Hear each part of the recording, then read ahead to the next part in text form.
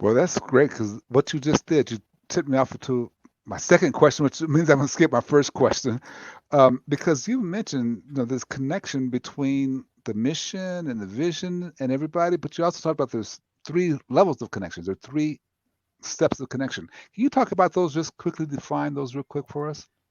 Sure, absolutely. Well, what we believe in our practice are the three pillars of high performance: are creating trust, creating a sense of connection, and creating clarity of purpose. And if you can line those three pillars up in a team, between the leader and the team, between the team and the leader, and between the team and the team, then what you tend to see is things improve dramatically in terms of performance, engagement, innovation, well-being. You measure a whole lot of different variables, but if you can get those three things right, it works really well. If we dive specifically into the concept of connection, what we tend to see is that we are basically tribal animals, and if you go back through sort of prehistory, if you were a loner, your chances of survival were significantly lower than they were if you were part of a tribe.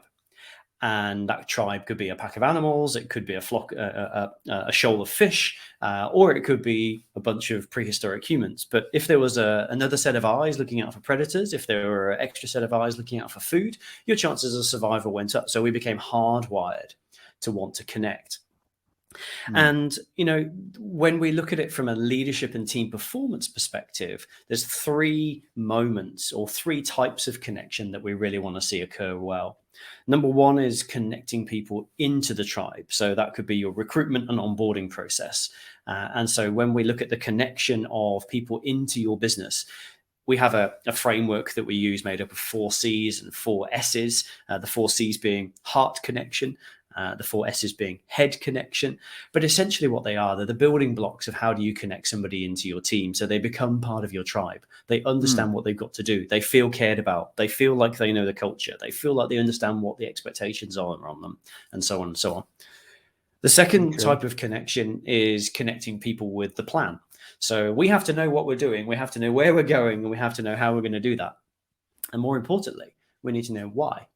So the second type of connection we think is extremely important for a team high performance is connecting to the plan. And then the third piece, and I think this is the one that often gets overlooked the most, is connecting people with growth and development.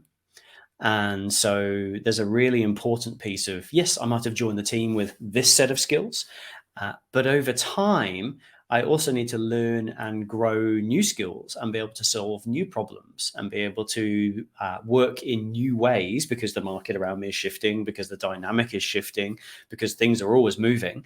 And so having a leader and team who are constantly curious, exploring and upskilling is absolutely critical to that high performance. So you've got those three types of connection: connecting to the tribe, connecting to the plan, and connecting to development.